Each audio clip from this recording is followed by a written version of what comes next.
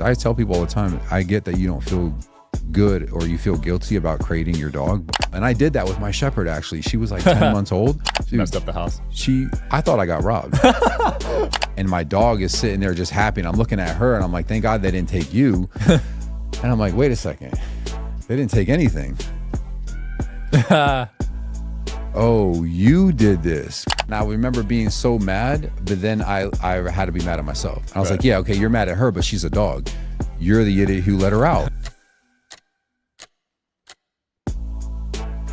All right, guys, we got Antonio Diaz here, founder, owner of Leader of the Pack. We're going to talk dogs today. I'm excited. Yes, sir. Me too. Very important topic, right? I can talk about them all day. Let's do it. Dude, there's a lot of people not doing the right things with their dogs. That is a fact. When I go to dog parks, I get so nervous. You go with your dog? I used to. I don't go anymore. Oh, okay. Too many fights. Yeah, we need to have a conversation if you're still doing it. Yeah, man. Too many fights. Yeah, it's crazy. I actually wanted to just go there and film and like basically educate people on the progression of how fights break out. And it's really an issue. And people don't even understand it because they don't realize that people that are going there are bringing their crazy dogs who they have no control over to the dog park because it's an enclosed area. And they're just like, this is the only way that I can get my dog to expel energy. Yeah. Last time I went, I brought my 35-pound mini Aussie, immediately got in there. 60-pound dog puts his chin on my dog's back. And I was like, that's probably a fight sign or something, right? Dominance. Yeah. So I left. If I stayed, it could have been, who knows? It's no different than like you walking into a place and somebody walks up to you and puts their chest up to you like, what's up, bro? Yeah. You know, it's really, a lot of times dogs do it just to see what kind of reaction they're going to get and whether or not, you know, a dog basically will say submits and just goes, I don't want any problems. And then other times dogs are like, yeah, I'm about that life. And then you have a fight that breaks out. Yeah, it's terrible, man. Yeah. Literally every time I've gone, I've seen a fight. It's not cool. They need to figure out how to optimize those better, I think. I mean, well, first of all, there are like a bunch of rules that are like, I know the one at Desert Breeze Park here in Vegas, you know, there's a whole bunch of rules there that I'm sure, and I know for a fact people aren't following. Generally what I teach though for my clients is to have a relationship with their dog so that they don't have to go to a dog park. I want to be able to help people learn how to train their dogs to a point where they can trust them at a regular park and have a relationship with them to where they can either like throw a ball, a frisbee or whatever, or maybe just let the dog sniff around, but have trust at the same time. So give the dog the freedom, but have the trust and the ability to call them back to you or put them in a down or something like that. Yeah, and I like that because I feel bad walking them on leashes because I know they're dogs and they want to walk around. So I really wish they could be off leash. I just don't know if they'll run away or something. I mean, you know, training, but this is exactly what I do with my dogs. And anytime I work with a dog, especially when I've done it with rescues, like my goal is always to get them to be off leash because to me, I mean, it's just a beautiful thing to be able to have that trust in your dog. And honestly, I'll say this too. I don't think it's appropriate for every dog to be off leash. I think there are some dogs that unfortunately need to be leashed, need to be physically controlled for their best interests and those around them. But at the same time, I think it's a worthy goal to have for anybody to have their dogs to be off leash and, you know, have freedom, man. Like it's really great to be able to do that. Yeah. So both your dog, how many dogs do you have? Right now I have 4. So two are. So they're all my dogs, right, and my wife's. But we have 2 Yorkies, which are mainly like my wife's dogs, and then I have Brooklyn and Logan, a shepherd and a dingo, and they're my dogs. Got it. So those are like, you know, the dogs that I take with me on my sessions, help me with my clients, and those are the dogs that most people know of on social media too. And what are some common problems you see when people are coming to you with their dogs? Reactivity. Okay. Yeah, that would be the number one thing. So reactivity is like an umbrella term for what like aggression, basically overreacting, a lot of barking, lunging, and there's varying reasons for why dogs are reactive, but that's more or less like an umbrella term to describe it. But yeah, 100% reactive. Yeah, my Aussie won't shut the hell up sometimes, man. I need to figure out why. Okay, give me the situation. A lot of it's television. Okay. So certain noises will trigger him for some reason. Gotcha. If he hears something outside, he'll do it, but it's never aggressive. Yeah. So how long have you? How old was he when you got him? I got him at 8 weeks. Oh, okay. Yeah. What was your socialization time period? So he was attacked at a young age by a huge German Shepherd, bit straight through his ear, just climbing up the stairs. The German Shepherd just bit him for no reason. No reason, and then he's been kind of scared since. Plus happened, and then he wasn't really socializing often. Gotcha. So it's not that high. I noticed he's good with girl dogs though. Okay. But he's not neutered. Okay, but in the house is barking at everything. Everything. Yeah, I would say based on what you described, probably more like fear. Are you tired of ordering on a menu in a different country only to be served snails? Why not actually speak the language and order what you want? That's where Babbel comes in. Speak like a whole new you with Babbel, the science-backed language learning app that gets you talking. Wasting hundreds of dollars on private tutors is the old school way of learning a new language. Babbel's 10-minute lessons are quick and handcrafted by over 200 language experts, ready to get you talking your way to a new language in just 3 weeks. Because talking is the key to really knowing any language. Babbel's advanced speech recognition is like having a personal language guru in your pocket, massaging your pronunciation whenever you open your mouth. With Babbel, you can learn everything you need from vocabulary to culture while holding your own in conversation with anybody. All it takes is just about 10 minutes a day. It's designed by real people for having real conversations, and it gets you talking. I've been going to a lot of Spanish-speaking countries over the last few months, and Babbel has come in clutch. I now know how to order food and ask where the restroom is when I travel.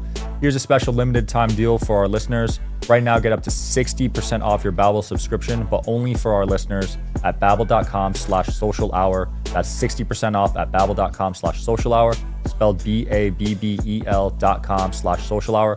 Rules and restrictions may apply. Just, or I would say like a what the hell is that response. I think so too, yeah. So his first instinct is to just yap about it. I mean, honestly, when it comes to situations like that, I feel like the formula is fairly simple. For most people, that's a common issue too, like barking, excessive barking. And what I would say to simplify my approach across the board, I would break it down like this. As much as possible, reward the dog for doing the right thing. And in your case, it would be not reacting when he hears a noise. Recreating the scenario. So try to make random noises happen so that you can give him feedback. And then for me, I'm not opposed to using corrections. Like, for example, and I get the question a lot, like, what is a correction? What's a meaningful correction? And it really just depends on the dog. So a loud clap, hey, could be a correction. Maybe a leash or collar pop for the dog. Depending on the intensity of behaviors, it could be an e-collar correction. So, but the idea would be, in your case and in many others, is to recreate a scenario where you can get the dog to potentially bark, reward them for not doing it, or give them a correction when they do it to let them know that's not going to work, knock it off. But more times, I would say, for the most part, 90% of your feedback for your dog should be positive reinforcement. Just because to me, it justifies any corrections that you give. If you're constantly like, hey, good job. Oh, that was good. Oh, I like that. That was good. And then you put your foot down and go, absolutely not. Knock that off. To me, it makes more sense rather than just focusing all day on don't do that, don't do that, don't do that. And I tell people it's just like anything else. If you start a new job and all they do is tell you how much you sucked and how many things you did wrong, you're probably not going to want to go back to work there. But if they were encouraging you and saying, hey, that's really great, and then you make a mistake and they say, hey, don't do that. That's not going to work for you. We'll write you up if you do that.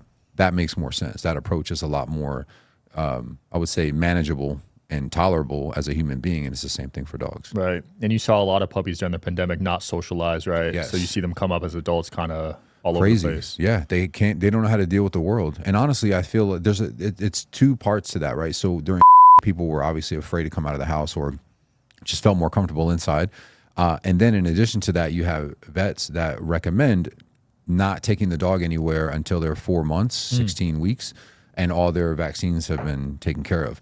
The issue with that, though, is that 8 to 16 weeks is a very crucial time for socialization. Like, you need to be getting the dog out. You need to expose them to things and normalize everyday occurrences. You know, a truck driving down the road, a motorcycle, kids yelling and screaming, strollers, bicycles, scooters, all these things that are normal to us. Even, for example, like we recently have a puppy that we got from a family member because they couldn't deal with it. But what was it, like the diamond plated metal grates that are on the sidewalk? Diamond plated. Right? Okay. She was nervous of them. And so, you know, I help my wife. She's over it now. And I often tell people, like, it's little things like that where a dog will, like, as if their life depended on it, avoid just that weird thing on the sidewalk. And that's just, to me, a lack of socialization and not normalizing it the right way. Right. You know, but and now imagine that same dog sees a motorcycle for the first time. They're going to freak out. Or every time they see a kid, they freak out. So socialization is really, really important. I love that. Now, you're probably qualified to answer this next question because you've trained thousands of dogs, right? Yes. So there's that debate about like certain dog breeds being more aggressive, like pit bulls and stuff. Are you a believer in that? Because certain apartments won't even house pit bulls. Well, I would say that statistically we could say on the record that that's true. But in my experience, I have a long list of dogs that have shown aggression, and I've worked with pit bulls that aren't aggressive at all. So I think like statistically, if you look at what we're presented with, then I would agree with it. But we have to take some things into consideration, right? So for example, how many dog bites aren't reported? And it's more common, for example, and I'm going to walk you through this, right? If a pit bull bites somebody, the severity with which that dog bites is a lot more versus, let's say, a golden retriever. Typically, if a kid gets bit by a golden retriever, it's a family dog. In certain households, that's not going to get reported so long as a kid didn't have to go to the hospital. So in terms of the frequency with which it happens, I don't know if we can ever have a clear number on that. Right. You know, but I would say, look, if I'm being completely honest with you, if I walk into a house and give me 5 dogs that are out of control. One of them's a pit bull, one of them's a Rottweiler, one of them's a German Shepherd, one of them is a golden doodle, and one of them is a Pomeranian. I'm probably going to be a little bit more on guard than with the pit bull, the Rottweiler, and the German Shepherd, for sure. Because they're bigger. Yeah, they're bigger. They could do way more damage. Right. So, and I think that plays a role into it as well. Yeah, that makes sense. Yeah, I never understood it. I mean, because I had my Australian Shepherd's like 12.5% pit bull. Okay. And when I was applying for apartments in LA, they were denying us just for that little percent. Yeah. I mean, I would say that there is certainly a lot of hate on pitties, but again, I can understand it to a degree. If you go online, you look up dog fights, a lot of the stuff you're going to see is pit bulls. Right. And again, I'm not saying that is 100% like, yeah, pit bulls are the worst. But you also have to understand a lot of these communities that these dogs come from, they're I would say encouraging aggressive behavior. And that's another thing too. Pit bulls are the most common dogs used for dog fights. So we have a long list of lineage that comes from the intentional aggravating and aggressing the dogs. So they're trying to create aggressive dogs. And then how do we know that 2 generations down the line, when you get that little cute dog from the shelter, that dog doesn't have the same genetic memories. Yeah, exactly. To be more aggressive. Wow. And there's a lot of things when people talk about dogs that are like attacking out of nowhere. I don't know if I entirely agree with that, because I feel like there's always some subtle signs. A lot of times people are just so blind to interacting with a dog, and then they blame the dog. Matter of fact, there was a video I posted not that long ago of a little kid walking up to a pit bull who was like on a street doing some sort of like little trick for his owner. And the kid comes up with a water bottle and just hits the dog in the face. And then, the kid gets shooed away a little bit, but he comes back and does it again.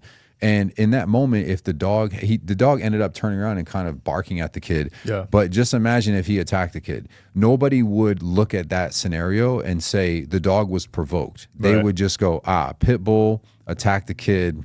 Pit bulls are terrible. Of course, and all these other things.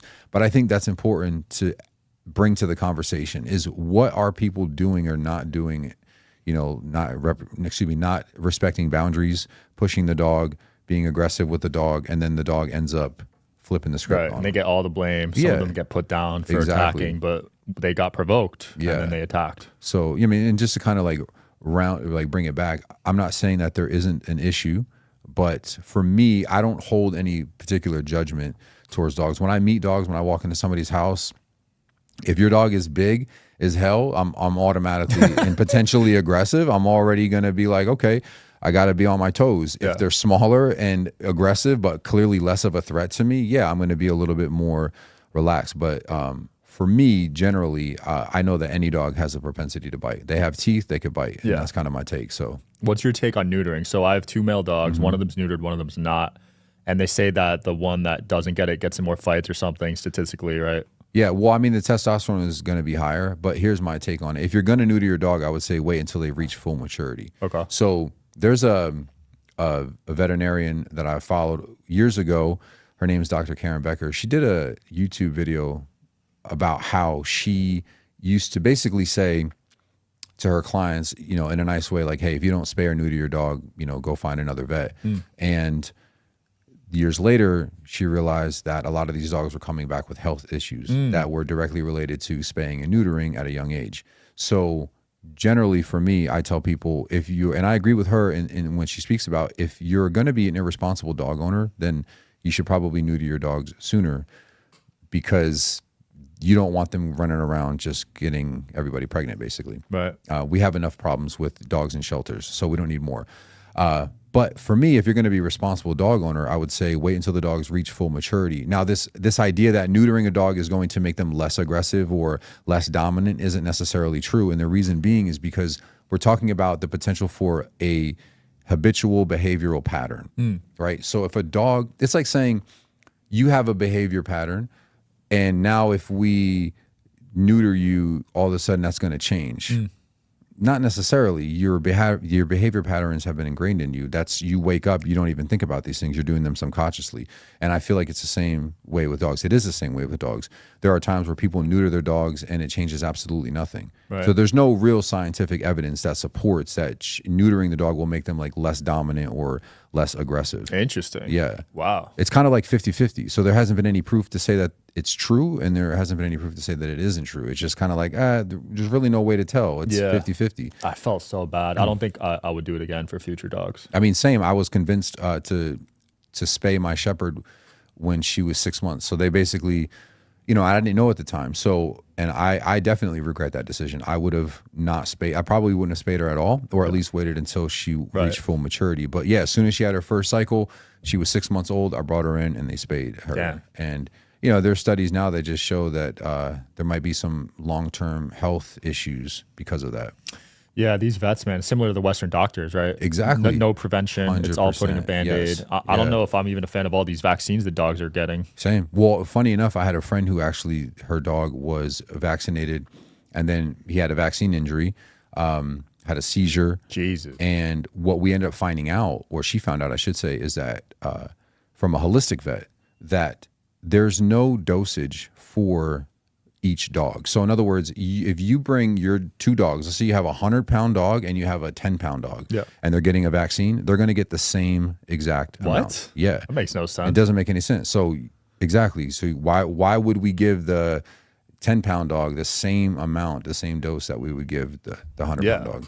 So, and then also there's recently, again, Dr. Karen Becker is another proponent of this. She talks about titer tests. So there's a way to actually test dogs for the antibodies to see if they even need the vaccine or not. Oh, wow. Yeah. So that's another thing that I think people are becoming more aware of and awake to, that you may not need to constantly get these updated vaccines for your dog. Just check and see if they have the antibodies. And if they do, why get them vaccinated? Yeah. It seems like the cancer rates in dogs are skyrocketing, man. I heard 1 out of 2 by the time they die. Yeah. Well, and I think a lot of that comes into what they're consuming.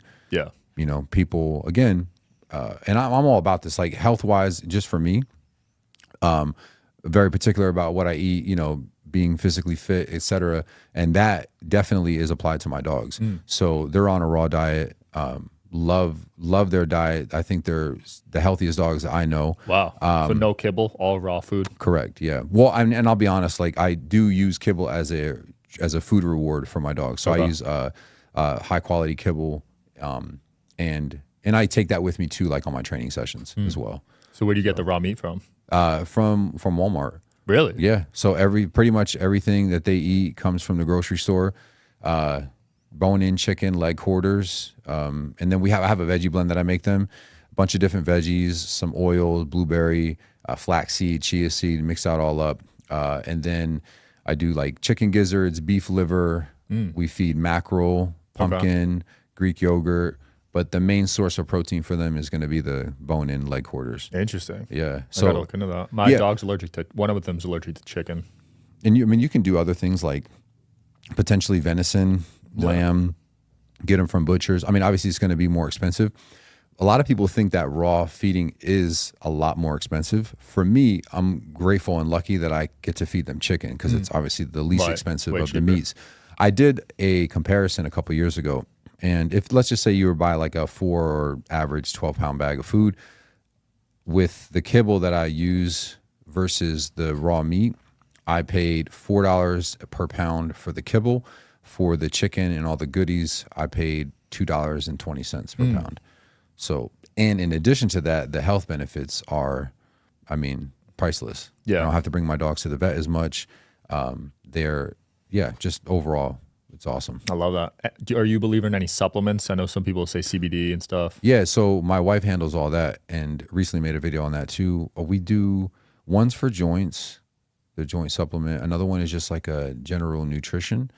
It's just some extra vitamins and minerals. And then I forget what the last one was, but enzymes. I think enzymes. So enzymes, the joint supplement, and then just like a general nutrition stuff. So, wow. Yeah, I go hard with my dog health. I don't even give them tap water anymore. Yeah, same. Crazy. I know. I mean, but that's the age we live in, right? People love their dogs, and I think people are choosing to have dogs instead of have kids. Yeah. Right? Which, is funny, but it's cool with me because, I mean, dogs, the more people that have dogs in their life, the more people that need to learn how to live with those dogs and give them a good life. So, right. And I think that's where the behavior and the training comes in for me, because I know how much people love their dogs, and I want to help them live really, really great lives with their dogs. Absolutely. Yeah. So you've been doing this for a while. Yeah, 7 years, 8. I think it'll be 8 years in August. Nice. But this is my life. This is what I was meant for. People always ask me, like how long I've been doing it, but I actually trained my first dog when I was like 8, 9 years old. Damn. Yeah, and I've loved dogs. I remember having a thick book called The Book of Dogs, and it was just like all these different breeds, and I would just read it, and I just love dogs. I remember snuck a dog in my house when I was like 3 years old, named him Max. Remember that vividly, 3? Like 3 or 4. Got good memory. Yep. No, it's crazy because I remember there was a big German Shepherd, like 2 houses down. His name was Poncho. He was the Sandlot dog. You ever seen the movie Sandlot? Yeah, he was that dog for me and my friends as a kid. And then there was a little dog named Benji. And but just like, it's funny to me how I remember this stuff, like very, very vividly. You're like the dog whisperer. Yeah, try to be. Yeah, some people have that sense where they can pretty much communicate with them. Yeah, so that's actually a whole nother topic. Not something that I practice, I would say, regularly. There's certainly times where I'm working with dogs where I feel very influenced to like move a certain direction. You can call it an instinct, but I certainly try to, I very deeply try to understand where the dog is coming from and understand their personality. And sometimes, I look at dogs and I'm like, hey, you guys need to be a lot more guiding with your dog and more gentle. And other times I meet dogs and I'm like, yeah, your dog, like he knows what he's doing. Yeah. He's manipulating all of you.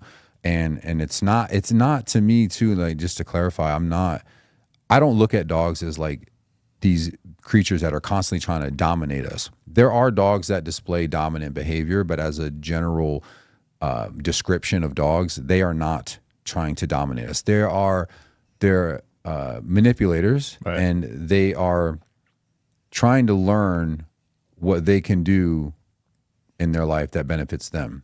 And it's up to us to provide those boundaries for them. They're opportunists, basically. Yeah. I say that all the time. I can see that. Yeah, they're 100% opportunists. And some, just like people though, just like the kid in high school who nobody really put him in his place, so he walks around thinking he's all tough and bad, and then he grows up and turns into and we can call him a dominant person, or he thinks he's an alpha or whatever, but the reality is that he's never been put in check, and he's grown up to think that this is the appropriate way to interact with people. And I find the same thing with dogs. Once they start to learn that, hey, that's not going to work for you anymore, then the whole dominance thing goes away, and they're like, okay, that doesn't work for me anymore. I should do this instead. And we're like, yeah, that helps. So a lot of the issues you're seeing are caused by the owners, actually, not the dog. Yeah, because I think dogs, absolutely, and the main reason for that too is because we want dogs to live in our world. If dogs didn't live in our world, then what would we care what they were doing, right? If they got into a fight, if they were barking at each other, nobody would care. But because it's our dog who wants to fight that dog, we're like, hey, how do I get him to stop fighting people, or wanting to fight dogs, I should say. So, and because we want them to live in our world, we have to teach them how to live in our world. And I think too that everybody's world is different. You might want a different relationship than the next person. And you might say, hey, I don't really mind if, when I ask my dog for a sit if they lay down. But, Gary over here is like, nah, man, if I say sit, I want my dog to sit. And those are the kinds of things that I help people navigate through, right? Sometimes people are like, I don't know, is this okay? And I say, well, you tell me, is it okay? Because there's nothing inherently wrong about the behavior that's happening. It's just a matter of how do you feel about it. And if you don't want it to happen, here are some things we can do to make sure that it doesn't. And if you're okay with it, then let it fly. Right. So. What do you think of crate training? Because I love sleeping in bed with my dogs, but I know some trainers are against that. No, I think crate training is great. Not opposed to you sleeping with your dog. Again, that's a situation for me that I would say, if that's your thing, go for it. But if you contacted me and you said, hey, you know, when my girl comes over, my dog won't let my girl in the bed. Right. What do? I'm going to be like, you can't have him in the bed because I feel like that's a privilege now that has to be removed because of how it's gotten to his head. Right. He thinks he has the right to tell your girl or anybody else that comes into your room that they can't come on that bed. And is that okay with you? And if the answer is no, then we need to do something about that. Right. But in general, I think crate training is great because if you use it correctly, you're giving your dog a safe space to be in. You can teach them what I like to call downtime, which a lot of people's dogs have no concept of. In other words, they're just like on 100 until they get exhausted and then they turn it back on and then they get exhausted versus giving your dog an outlet and then teaching them downtime, which is there's times of the day we're not going to do anything. We're not going to interact with you. I just need you to chill. And I think a crate does that. Crate also helps with preventing issues like destroying property, you know, the furniture, chewing things, swallowing things. I tell people all the time, I get that you don't feel good or you feel guilty about crating your dog, but how would you feel if you came home and found out that your dog like chewed on your sock, swallowed it, and now they suffocated and you walk in and you see your dog laying there, you know? And of course that's an extreme example, but why risk it? Err on the side of safety. You know, when you come home, your dog is going to be there. You might feel a little guilty. That's okay. It means you have a heart. I feel guilty too sometimes, you know, but there's things that have to be done. It's like having a kid and they want to go to the party and you tell them you can't go to the party and they just hate life because of it and they hate you too and you feel bad, but you know that the wrong crowd is going to be there. You don't want to put your kid in that situation, and as much as it hurts you to tell them no, you got to do it. Facts. And to me, it's the same exact thing with dogs. Like, yeah, of course, I'd rather my dog just frolic in the house while I'm gone, you know, and I did that with my shepherd, actually. She was like 10 months old. She messed up the house. I thought I got robbed. I came home and I was like, oh, and then it just, you know, like that. First of all, that feeling of like, okay, I've been violated, right? And my dog is sitting there just happy, and I'm looking at her, and I'm like, thank God they didn't take you. And I'm like, wait a second, they didn't take anything. Oh, you did this. And I remember this very vividly. I left for work. I was working on a strip, and I looked at her, she was in her crate, and I was like, she's such a good dog. And she's such a good dog. Yeah. And I was like, man, I feel bad. You're doing good. I'm like, I'm going to be gone probably for like 6 hours. All right, I'll let you out. And I came home, you know, and she turned my couch into a futon, basically. That was her one chance. That was her one. Yeah, she did. And I remember being so mad, but then I had to be mad at myself. I was like, yeah, okay, you're mad at her, but she's a dog. You're the idiot who let her out. You know, you let your feelings get the best of you. So when it comes to that, I always tell people that story because it's like, look, I understand that. I'm not a monster. I'm not just like cold-blooded, like, yeah, screw dogs. And I don't have that mentality. I don't think dogs need to like be our servants. Yeah. You know, I don't use terms like alpha and master. Yeah. To me, it's ridiculous. I think of it more of like coexisting, but like with boundaries. Right. You know, I want you to have a good life, but you know, you can't do certain things. And it's as simple as that. That makes just sense. like kids. Have you ever had to train a super aggressive dog where they were pretty much on site if they saw another dog or something? Yeah, actually, one that comes to mind, a little pity mix. She was, the thing is that the owner was letting the dog chase and kill rabbits. Because they were like, oh, you know, they're a dog. Yeah. So the aggression was being fueled. And now they started to look at other moving animals as targets, you know, fair game. And so, yeah, I use an e-collar with that dog. She did well.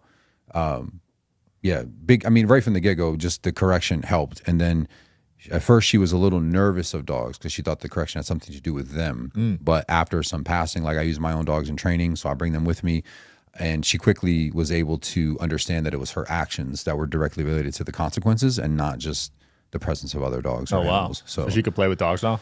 Well, we had a session where she was interacting with my dog. It went well, but you know, things like that. It's important for everybody to understand that when you're dealing with behavioral issues and patterns of behavior, that we don't want to just be complacent too soon and give too much trust too soon. Right. So moving forward, like for me, I know our sessions had ended, but I always leave people with an understanding that you still have to like monitor the dog and observe them. A good example that I like to use is if you have a bad habit, let's say you're, scrolling on social media, smoking cigarettes or eating sweets, you become like literally addicted to those things. And there's no thought process. Maybe you enter a room and immediately you think food, or you think whatever, phone or cigarette or whatever the case is. For dogs, it's the same thing.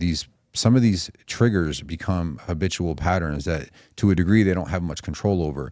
Well, what I like to help teach a dog is to think about their actions, right? But we also have to understand that just like the person who's trying to quit smoking cigarettes, there's going to be that urge that has to be addressed. Right. The thing for dogs is that there's no conscious ability for them to go, oh, this is a bad behavior.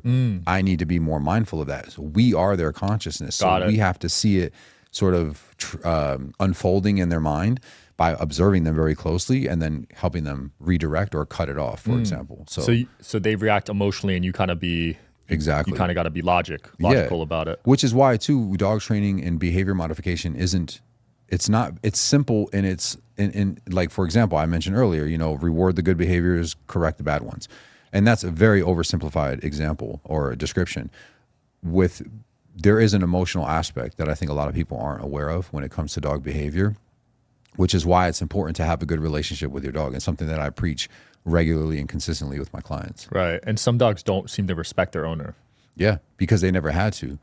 There's never been any boundary. And just like young kids who can kind of learn that they can push buttons and there's no consequences, it's the same thing. Like I see dogs that just jump all over their owners, literally walk on top of them. And I think, I honestly believe that dogs have, I would say at a basic level, like an understanding of the application of boundaries, and then when there are no boundaries. Because there are dogs, so for example, who you watch another dog try to step on top of them, and they're going to go, absolutely not. They're going to turn. Yeah, they're going to snap at them. Other dogs will straight up fight.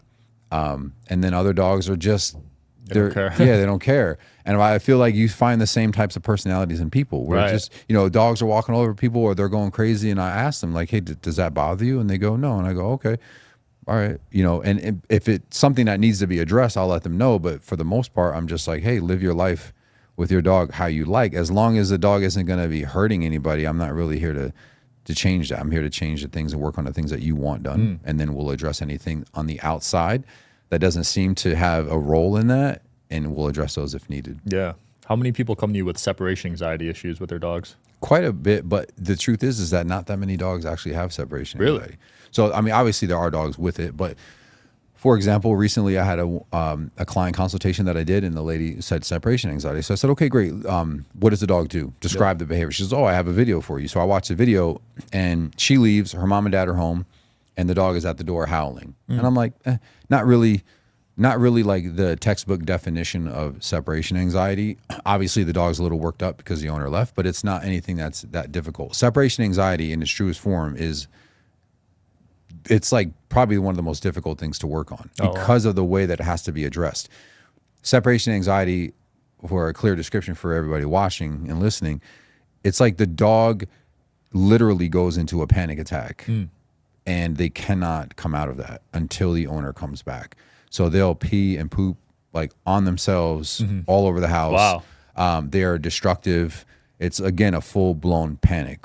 It's like scratching at the door, unable to self-soothe in any way.